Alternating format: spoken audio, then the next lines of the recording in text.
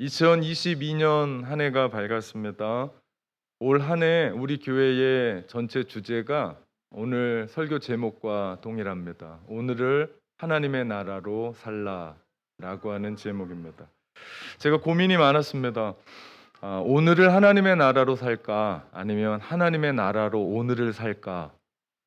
동일한 것 같은데, 비슷한 것 같은데 어디에 강조점이 두느냐에 따라서 달라집니다. 기도하면서 내린 결론은 오늘을 하나님의 나라로 사는 게 맞겠다라고 해서 정했습니다. 과거는 돌이킬 수 없는 역사입니다. 그래서 히스토리라고 얘기합니다. 미래는요, 불완전한, 불확실한 신비입니다. 그래서 미스테리라고 얘기합니다. 그러나 오늘 현재는 선물입니다. 그래서 그 선물을 프리젠트라고 얘기합니다. 과거보다 미래가 중요하고 미래보다 현재가 중요하고 현재 중에 바로 오늘, 이 시간, 지금 이때가 얼마나 중요한지 모릅니다. 그래서 오늘을 하나님의 나라로 살라라고 하는 주제를 결정하게 되었습니다.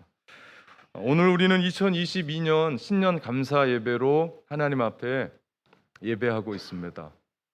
감사한 건 2022년을 맞이했다라는 것보다도 더 감사한 게 있어요. 그것은 오늘 이 현재를 우리가 선물로 받았다는 거고, 또한 내가 그 선물을 누릴 수 있기 위해서 내가 살아 있다는 겁니다. 그리고 오늘 이 예배에 우리가 함께 있다라는 것이 얼마나 큰 감사인지 모릅니다. 우리 하나님의 나라가 뭘까요? 하나님의 나라는 예수님이 이 땅에 오시면서부터 시작됐었던, 그리고 예수님이 이 땅을 떠나실 때까지 계속해서 말씀하셨던 주제였습니다. 가장 중요했었던 주제였습니다. 예수님의 핵심 사상이 뭐냐라고 얘기했을 때 하나님의 나라입니다. 많은 교회 다니는 사람들한테 묻습니다. 예수님의 가장 중요한 게 뭐냐? 그러면 사랑을 얘기해요. 십자가, 부활, 대속을 얘기합니다. 뭐 틀리진 않습니다. 그러나 예수님이 오셔서 우리에게 계속해서 말씀하셨던 핵심은요, 하나님의 나라였습니다. 이게 본질입니다. 예수님이 30세 동안 몫으로 사시다가 이제 하나님의 나라, 하나님의 일들, 공적인 일들을 하기 위해서, 이걸 공생애라고 얘기하는데, 공적으로 대중 앞에 나오셔서 첫 번째 외치셨던 말씀이 회개하라 천국이 가까웠느니라 말씀하셨습니다. 그 말씀이 오늘 본문 15절의 말씀입니다. 때가 찼고 하나님의 나라가 가까웠으니 회개하고 복음을 믿으라. 이 말씀은 예수님 사역 내내 지속되었었던 이야기입니다. 그 핵심이 하나님의 나라였습니다. 십자가의 죽음이 앞에 가까이 왔을 때도 예수님이 전하셨던 메시지가 변함이 없으셨어요. 마태복음은 28장까지 있는데 25장 1절에 보면 그때에 천국은 마치 등을 들고 신랑을 맞이하러 나간 열 처녀와 같다 하시면서 주님은 하나님의 나라가 앞으로 어떻게 전개될 거고 어떻게 펼쳐질 거고 어떻게 우리 가운데 임할 것인지를 얘기합니다.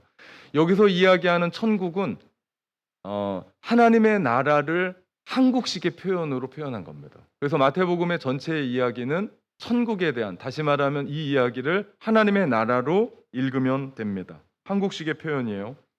그리고 나서 십자가에서 우리의 죄와 허물로 십자가에서 처절히 죽으시고 3일 만에 부활하셔서 이 땅에 예수님이 40일 동안 계셨습니다. 그때에도 예수님이 가르치셨던 일들이 하나님 나라의 일이었습니다. 사도행전 3장 1절에 보니까 그가 고난을 받은 후에 또한 그들에게 확실히 많은 증거로 친히 살아계심을 나타내사 40일 동안 그들에게 보이시며 하나님의 나라의 일을 말씀하셨다라고 말씀하세요. 생각해 보십시오. 여러분이 죽었다가 깨어났다 합시다. 그리고 여러분에게 남은 시간이 한 달하고도 열흘이 남아 있습니다. 그 시간 동안 여러분 뭐 하시겠습니까? 분명히 다른 건 몰라도 여러분에게 가장 중요한 거 할 겁니다. 지금까지 살아왔었던 그대로 살지 않을 겁니다. 가장 중요한 여러분의 핵심을 그 시간대에 이룰 겁니다. 예수님이 그 40일 동안 무슨 일을 했습니까? 하나님의 나라의 일들을 행하셨습니다. 예수님은 처음부터 끝까지 가장 중요한 핵심을 붙잡고 사셨어요. 그것이 하나님의 나라입니다. 즉 주님이 이 땅에 오셔서 인류의 죄를 담당하시고 죽으시고 부활하셔서 승천하실 때까지 주님의 최대의 관심은 오직 하나, 하나님의 나라였습니다. 그에 반해 주님의 제자들은 그 주제에 별 관심이 없었습니다. 아니면 어떻게 보면 불만이 가득했을지도 모릅니다. 현실과는 좀 동떨어지거든요. 뭐 손에 잡혀야 뭔가를 느끼든지 보이든지 볼 수 있어야 보든지 할 텐데 전혀 그렇지 않습니다. 지금 제자들은 자신의 나라를 식민지하고 있는, 식민 통치하고 있는 로마의 제국을 무너뜨리고 그들을 구원해낼 구원자 이스라엘을 회복할 수 있는 회복을 꿈꾸고 있었습니다. 수백 년 동안 로마의 압제에서 그 고생하고 있었고 끔찍했는데 그 구원자를 찾고 있었는데 제자들이 봤을 땐 예수님인 겁니다. 이분이면 그 로마의 압제에서 그들을 구원해낼 수 있는 민족의 구원자로 될 것 같아요. 정말 그랬습니다. 가만히 보니까 예수님이 그런 분이셨어요. 오병이어의 기적을 일으키며 물고기 2마리와 보리떡 5개로 5,000명, 남자 장정만 5,000명 먹이셨어요. 가난한 사람들이 그 자리에서 말씀을 듣고 가난한 사람들이 먹을 것을 먹고 나니까 그분을 뭘로 세워요? 왕으로 세우려고 사람들이 일어났습니다. 이분이면 되겠다. 가는 곳곳마다 능력으로 병자들을 일으키고 치유하고 사람들이 예수님을 따라다니기 시작합니다. 그리고 또한 예수님은 배를 타고 가시다가 풍랑 속에서 자연에게 명령하니까 자연도 꼼짝없이 잠잠해져요. 그리고 예수님이 말씀하시는 겁니다. 나는 인류를 구원하러 왔다고. 이분이 구원자시구나. 그러면서 죽음에서 깨어난 사람은 아무도 없는데 그 어마어마한 죽음을 이기시고 부활하신 이분이야말로 이분 잘 마케팅해서 잘 포장해서 대중 앞에 내세우면 대통령까지도 하겠다라는 그런 생각을 가진 것이 제자들이었어요. 그리고 정말 예수님 앞에 그런 얘기를 하는데 예수님은 이 세상에 대한 이야기에 전혀 관심이 없으셨어요. 그분이 처음부터 끝까지 말씀하시는 것은 하나님의 나라였습니다. 보이지도 않아요. 손에 잡히지도 않아요. 뜬구름 잡는 하나님의 나라를 이야기하는데 제자들이 어려웠습니다. 힘들었습니다. 불만이 가득했을 겁니다. 혹시 우리들도 그렇지 않습니까? 제자들과 비슷하지 않습니까? 2022년 시작했는데 아직도 코로나가 끝나지 않았습니다. 코로나 시대가 계속되고 있는 이 시국에 오늘을 하나님의 나라로 살라라고 하는 그 주제가 내 안에 잘 와닿지 않을 수가 있습니다. 지금 현실은 냉혹하거든요. 현실이 바이러스로 인해서 두렵고 힘겹고 지쳤고 이제는 그만했으면 좋겠다라고 하는 마음이 우리 가운데 있어서 우리 삶이 버겁거든요. 이러할 때 일주일에 한 번 교회 오는데 교회 와서 위로의 말씀, 평안의 말씀, 괜찮다라고 하는 그런 말씀 들으면 얼마나 좋을까요? 그런데 하나님의 나라라니요. 제가 이렇게 결정한 계기가 있었습니다. 그것은 작년 8월에 재작년 락다운 이후에 2번째 락다운 들어갔을 때 제가 결심하게 됐습니다. 이상한 말 같지만 코로나가 저를 깨웠어요.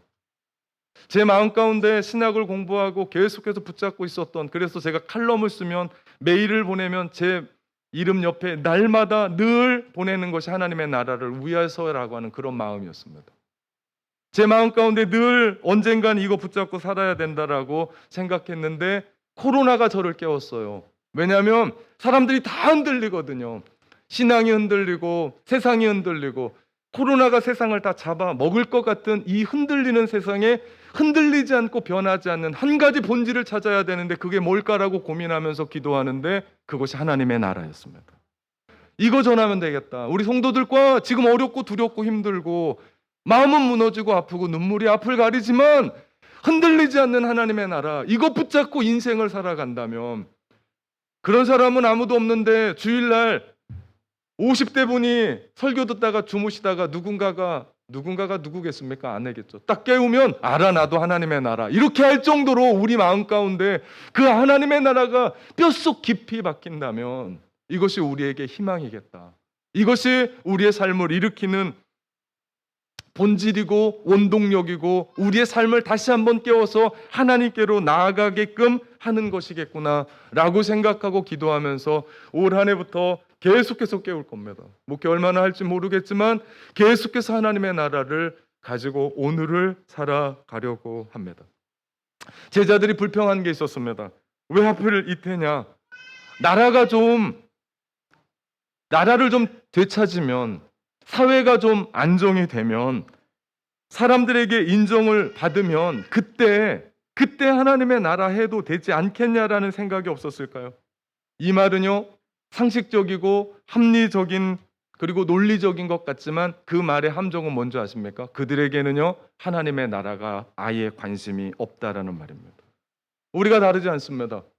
코로나 시대가 끝났으면, 코로나 시대 끝나고 하지, 좀 경제가 안정되면, 자식이 좀 커면, 내 삶에 좀 여유를 가지면 우리가 이런 유혹에 빠질 때가 있습니다. 죄송한 얘기인데요, 코로나가 끝납니까? 경제가 좋아집니까? 자식이 큽니까? 우리의 삶에 여유가 있습니까? 여러분 그거 아십니까? 코비드 19이 끝나도요, 우리의 삶에 영향을 끼치는 또 다른 코로나가 우리의 삶을 짓밟을 겁니다. 지금까지 그러지 않았습니까? 제가 여러분에게 말씀드렸던 경제, 저는 철이 들고 뉴스를 보면서 경제 좋다는 때는 한 번도 못 봤습니다. 지금까지 날마다 어렵대요. 날마다 힘들대요. 그 경제 언제 핍니까? 자식이요? 제가 늘 말씀드립니다. 자식은 안 큽니다.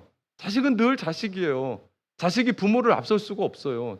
저희 어머니 제가 전화하면 날마다 차 조심하래요. 그게 부모예요. 그게 자식입니다. 자식은 안 커요. 우리의 삶의 여유요? 우리의 삶의 여유가 있습니까? 어렵고 힘들고 바쁘고 버거운데, 그리고 여유를 누리려고 하면 몸이 아파요.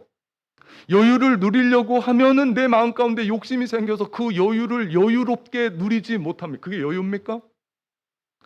그렇기 때문에 지금이 중요합니다. 우리가 이 말씀을 붙잡고 살아야 돼요. 예수님이 말씀하셨던 그 본질의 그 말씀, 하나님의 나라가 무엇인지를 깨닫고 살아갈 때, 하나님의 나라가 우리 삶에 임할 때 코로나는 코로나로 끝날 거고, 우리의 경제는 안정될 거고, 우리의 자식들은 클 거고, 우리의 삶에는 여유가 시작될 줄 믿습니다.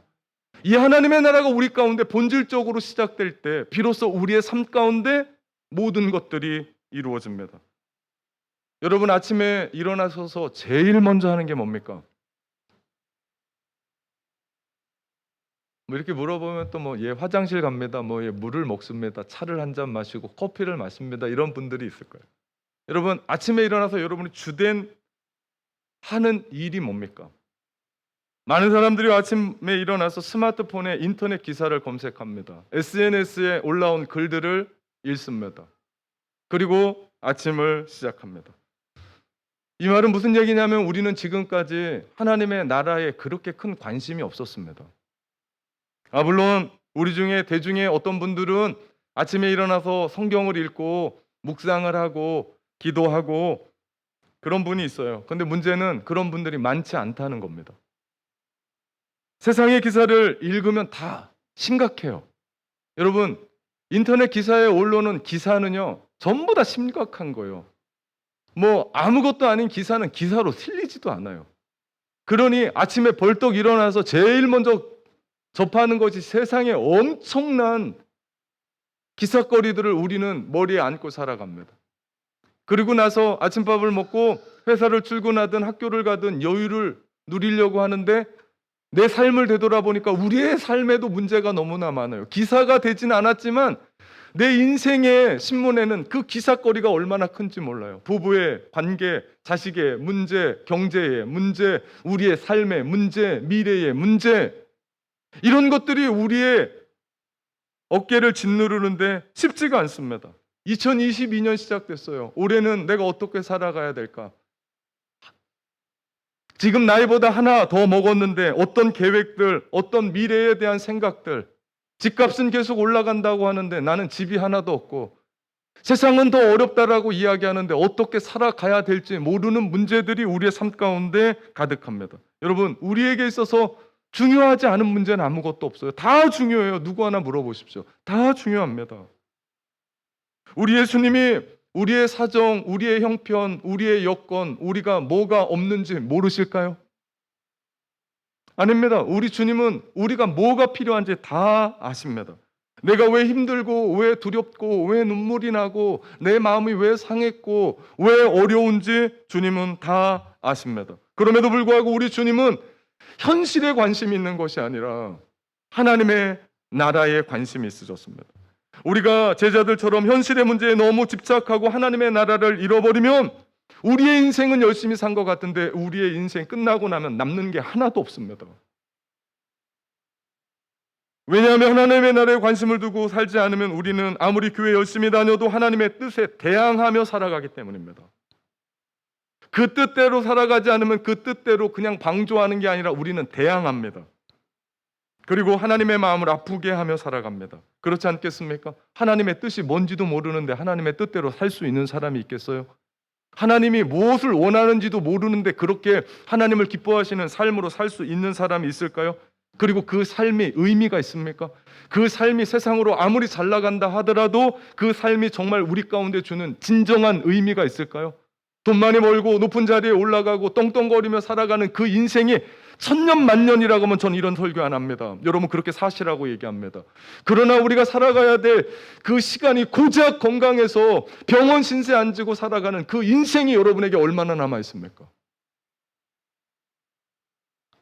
시간이 얼마 없습니다. 우리가 본질에 대해서 눈을 뜨지 않으면 우리는 이 땅에서 또 허송세월하다가 마지막 죽어갈 때 내가 잘못 살았다라고 후회하는 인생 됩니다. 여러분, 우리 인생에서 그런 인생 안 살기 위해서 우리는 붙잡아야 될 것이 있는데 그것이 본질입니다. 그것이 예수님이 말씀하셨던 하나님의 나라입니다. 우리 한 번 사는 인생, 두 번 살지 못하는 인생 후회 없이 살아야 되지 않겠습니까? 다른 건 모르겠고 내 자식에게 죽을 때 하나님의 나라라고 하는 주님의 신앙이라고 하는 이 이야기 그들의 손에 붙잡히게 하고 우리가 코끝에서 호흡이 끝난다면 되는 거 아니겠습니까? 난 그렇게 살지 못하면서 그 자녀에게 넌 그렇게 살으라고 이야기하면 이것이 우리 가운데 다가오겠습니까? 얼마 없습니다. 의미 있는 삶 살아내려면 우리는 하나님의 나라를 지향하며 살아야 됩니다. 그런데 지금까지 하나님의 나라에 대한 오해가 컸습니다. 설교를 들어도 하나님의 나라에 대한 이야기는 죽어서 나가는 나라라고 얘기했어요. 마태복음에서 얘기하는 천국. 그러니까 오늘을 살아가는 2022년을 살아가는 새해가 밝은 우리에게 아무런 의미가 없게 됐어요. 왜? 이건 죽을 때만 열리는 나라이기 때문에. 죽어서 가는 나라이기 때문에. 그렇지 않습니다. 이게 오해입니다. 또 하나의 오해는요. 하나님의 나라는 그냥 우리 마음 가운데 주는 위안쯤으로 생각했어. 내가 아프니까, 내가 어려우니까. 그분이 우리 가운데 주시는 그냥 마음의 평안쯤으로 치부했습니다. 또 하나의 오해는 진보 사상을 가지고 있었던 사람들이 하나님의 나라를 정의의 나라라고 치부했습니다. 그러나 하나님의 나라는 이런 나라가 아닙니다. 하나님의 나라는 그 이상이죠. 여러분, 하나님의 나라는 간단하게 말하면 오늘 하나님이 우리를 통치하시는 나라입니다. 여러분이 하나님의 통치를 받고 있습니까? 사단의 나라의 개념은 지배입니다. 그래서 우리를 얽매여요. 근데 하나님의 나라는 위로부터 은혜를 부어주시는 것처럼 우리를 통치하십니다. 하나님의 통치를 받고 돌아가는 그 가정은 하나님의 나라가 돼요. 하나님의 통치를 받고 돌아가는 학교는 하나님의 나라가 돼요. 하나님의 통치를 받고 돌아가는 그 커피숍은 나 때문에 하나님의 나라가 돼요. 그러면서 하나님의 나라의 통치를 받은 내 한 사람이 하나님의 목소리를 이야기할 때 정책이 바뀌고 법이 바뀌고 돌아가는 시스템이 바뀌고 문화가 바뀌고 지금까지 전통이라고 이야기했고 지금까지 관습이라고 이야기했었던 그 악습이 끊어지는 이야기들이 하나님의 통치를 받고 있는 나 한 사람 때문에 이루어 나가는 나라라는 거죠. 여러분, 이런 이야기 들으면 가슴 뛰지 않습니까? 전혀 예수와 상관없는 그 직장과 일터와 학교와 삶의 이야기가 예수 믿는 나 한 사람 때문에 하나님의 통치로 말미암아 변화되는 그런 일들을 보게 될 때 우리는 그 나라의 눈을 뜨게 되죠. 아무도 말씀대로 살지 않습니다. 그런데 나만은 하나님의 통치를 받고 이 말씀대로 살아갑니다. 아무로 하나님의 뜻대로 살지 않습니다. 그런데 나만은 하나님의 통치를 받고 주님이 말씀하시는 그 뜻대로 주님 앞으로 나아갑니다. 이 나라가 하나님의 나라죠. 하나님의 나라에는 몇 가지 특징이 있습니다. 첫 번째는요, 하나님의 나라는 영적입니다. 그렇기 때문에 지도에 아무리 찾아도 하나님의 나라는 나오지 않아요. 눈에 보이지도 않아요. 전쟁을 통해서 이기는 것도 아니에요. 세계 지도를 아무리 찾아도 없어요. 땅에는 없는 나라. 하나님의 나라를 찾을 수 없을 뿐더러 우리의 이 몸을 가지고는 하나님의 나라에 들어갈 수가 없습니다. 우리 예수님이 누가복음에 바리새인들과 이런 얘기를 해요. 하나님의 나라가 어느 때 임합니까? 바리새인들이 예수님을 꼬투리 잡으려고 질문한 거예요. 그때 예수님이 누가복음 17장 20절에 이런 말씀을 합니다. 하나님의 나라는 볼 수 있게 임하는 것이 아니요 또 여기 있다 저기 있다고도 못하리니 하나님의 나라는 너희 안에 있느니라. 예수 믿는 모든 사람들에게 임하는 그 나라가 하나님의 나라입니다. 하나님의 나라가 어디 있는 것이 아니라 여러분의 마음 가운데 있습니다. 하나님이 통치하시는 그 마음, 이렇게 말씀을 듣고요, 오늘날 내가 새로운 세계, 새로운 삶, 새로운 해가 돼서 내 마음을 바꾸는 게 아니라 어느 날 갑자기 내 마음 가운데 하나님의 말씀대로 살아봐야겠다라고 하는 그 마음이 듭니다. 예, 그 시작이 달력이 새롭게 찢어져서가 아니고 하나님의 나라가 우리 가운데 임해서 하나님의 나라의 그 삶으로 내 삶을 바꾸는 거예요. 말 한마디라도. 내가 예전에는 아내한테 그냥 험한 얘기를 했습니다. 막말을 했습니다. 근데 하나님의 나라가 내 안에 있으니까 그렇게 얘기를 못하는 거예요. 예전에는 내 욕심껏 살았습니다. 근데 하나님의 나라가 내 안에 있으니까 그렇게 못 사는 거예요. 예전에는 내가 화내며 살았습니다. 근데 하나님의 나라가 내 안에 있으니까 화내지 않고 내가 그렇게 살아가는 겁니다. 눈에 보이지 않는 나라, 예수 믿는 우리 안에 임하는 그 나라, 이 나라를 살아갈 때 우리의 삶에는 하나님의 나라가 펼쳐져 가는 줄 믿습니다. 그러나 세상 나라에 관심을 두고 살아가는 사람은 이 하나님의 나라가 들어오지도 않고 이해되지도 않고 살아갈 수도 없습니다. 왜냐하면 그 나라와 이 나라는 성향이 달라요. 가치가 달라요. 추구하는 목적이 달라요. 달려가는 삶의 방향이 다르기 때문입니다. 그렇기 때문에 아무리 1년 내내 하나님의 나라를 이야기한들 들어오지도 못하고, 들어오지 못하니까 이게 무슨 뜬구름 잡는 얘기냐라고 얘기할 수밖에 없고, 그러니까 자꾸 신앙은 사그러지고 힘들어집니다. 대신에 오해하죠. 우리 목사님은 우리 교회는 현실감이 떨어져라고 해요. 절대 그렇지 않습니다. 현실감이 불꽃이 튀죠. 오직 예수님께서 니고데모에게 말씀하셨던 성령이 너희에게 임할 때 네가 다시 한번 태어날 거다. 니고데모가 이해하지 못했습니다. 어머니 뱃속에 들어가 다시 태어납니까? 그것이 아니다. 성령은 바람과 같아서 어디서 불고 어디로 가는지 모르는데 그 성령으로 난 사람은 그러하다라고 얘기합니다. 여러분, 하나님의 나라는 영적입니다. 하나님의 나라의 사람들은 성령으로 삽니다. 그렇기 때문에 하나님의 나라의 사람들은 성령 충만할 수밖에 없는 겁니다. 그런 삶으로 살아가면서 하나님이 우리 가운데 맡겨주셨던 그 이야기들을 살아갑니다. 이 사람이 리얼 크리스천 아니에요? 이 사람들이 성령 충만을 받고 이상한 걸 보았다고 얘기하고 이상한 짓 하는 게 아니라 정말 오늘 내가 하나님의 말씀 그대로를 살아가며 오늘을 하나님의 나라로 살아가는 사람들 아니겠습니까? 하나님의 나라는요, 영적입니다. 두 번째, 하나님의 나라는요, 우주적인 나라입니다. 하나님의 나라가 이스라엘만 있는 게 아니에요. 팔레스타인에게 임하는 나라가 아닙니다. 주님이 다스리는 곳, 그곳은 하나님의 나라입니다. 그곳이 어디든, 여러분이 집에 있습니까? 그곳이 하나님의 나라입니다. 여러분이 카페에 있습니까? 그곳이 하나님의 나라입니다. 학교든 직장이든 사업장이든 교회는 말할 것도 없고요. 여러분이 있는 곳, 그곳이 하나님의 나라죠. 심지어는요, 감옥에까지도 하나님의 나라는 확장됩니다. 주님의 다스리심이 있는 곳. 여러분, 요셉을 기억합니까? 억울하게 누명을 쓰고 감옥에 들어갑니다. 그러나 그는 하나님의 다스림에 앞에 살았었던 코람데오, 하나님 앞에서 살았었던 그 요셉 한 사람 때문에 그 감옥이 변화됩니다. 요셉이라는 사람 때문에 그 곳이 형통케 됩니다. 요셉뿐만이 아니었습니다. 요셉과 함께 했었던 사람들이 그들의 삶을 바꾸는 일들이 있습니다. 이 나라가 우주적인 나라입니다. 우리도 마찬가지입니다. 하나님의 통치를 받고 있으면요, 안 변할 수가 없어요. 하나님이 나라가 우리 안에 있는데 내가 욕심껏 살겠습니까? 죄나 짓고 살겠습니까? 유혹에 넘어가고 매일같이 하나님 잘못했다고 하고 살겠습니까? 그런 삶을 살지 않습니다. 하나님의 나라가 내 안에 있는데, 그러면 하나님의 말씀 그대로를 가지고 우리가 살아내면서 하나님의 영광을 위해 살아가고, 그럴 때 우리의 삶이 변하면 우리의 가정이 변하고, 부부 관계가 변하고, 자녀와 관계가 변하고, 우리의 삶의 일터가 변하고, 직장이 변하고, 이것이 2022년이 새롭게 되는 거고, 이 삶이 하나님의 나라의 실천이고, 그러할 때 우리는 하나님의 나라가 내 안에 계신 것을 경험하게 될 줄 믿습니다. 마지막입니다. 하나님의 나라의 특성은 확장됩니다. 하나님의 나라는 하루아침에 일어나지 않아요. 하나님의 나라는 빨리 되어지지 않습니다. 서서히 점진적으로 확장되는 나라예요. 마태복음에 보면 겨자씨 비유를 합니다. 예수님이. 겨자씨는요, 정말 작은 씨예요. 제가 있으면 보여드릴 건데 꽤보다 작아요.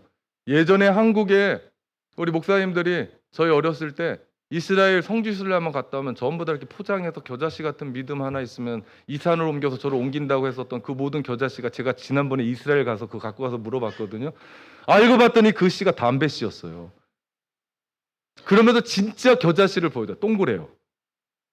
그리고 조그맣습니다. 정말 조그만 알갱이 같아요. 근데 저희한테 보여주는 건 물론 뭐 그게 담배씨든 겨자씨든 겨자씨인 줄 믿고 내가 살았으니까.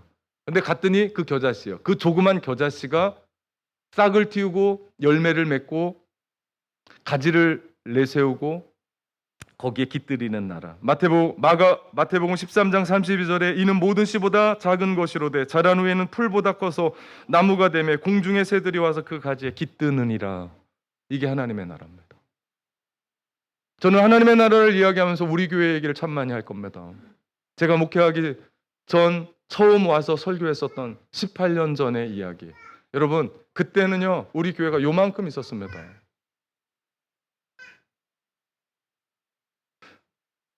하나님의 나라가 이 안에 임하니까 하나님의 놀라운 일들을 이루어가십니다. 하나님의 나라의 역사가 전 우리 교회의 역사라고 믿습니다. 이건 교회만이 아닙니다. 여러분의 삶의 역사고, 여러분의 개인의 역사고, 어떻게 할 때요? 우리가 하나님의 나라를 살아갈 때. 이것이 저와 우리 교회의 간증입니다.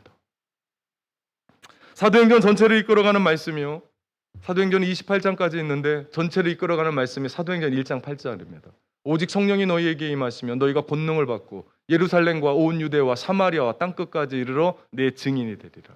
점점점 확대되는 나라, 이 나라가 하나님의 나라입니다. 중요한 건 성령이 너희에게 임하시면, 그럴 때 우리는 제자된 삶을 살아요, 증인된 삶을 삽니다. 이렇듯 하나님의 나라를 살아가는 것만으로도 우리는 제자의 삶을 살아가고 리얼 크리스천으로 살아갑니다. 우리는 철저히 영적으로 살아갈 거고요, 우리는 철저히 변화된 삶을 살아갈 거고요, 우리는 철저히 주님이 우리 가운데 주셨던 증인의 삶, 사명자의 삶을 살아갈 겁니다. 이런 의미에서 오늘을 하나님의 나라로 살다라는 것은 그 자체로 의미가 있습니다. 인생 만만치 않습니다. 쉽지 않습니다. 눈물이 앞을 가리고 어려울지 모릅니다. 3년째 이어지고 있는 코로나 때문에 지쳤을 수도 있습니다. 힘겨울 수도 있습니다. 삶의 문제들이 얼마나 많은지 모릅니다. 우리에게 그런 일들이 있어도 우린 걱정하지 않습니다. 염려하지 않습니다. 이유가 있습니다. 우리는 지금 하나님의 나라를 살고 있고, 우리는 하나님의 나라를 살아가는 사람들이기 때문인 줄 믿습니다. 주님은 약속하십니다. 먼저 마태복음 6장 33절, 먼저 그 나라와 의를 구하라. 그리하면 이 모든 것을 너희에게 더하시리라. 사랑하는 참된 가족 여러분, 우리가 하나님의 나라를 살며 하나님이 이 모든 것들을 더하시는 그 능력을 맛보시기를 주님의 이름으로 축원합니다. 아멘.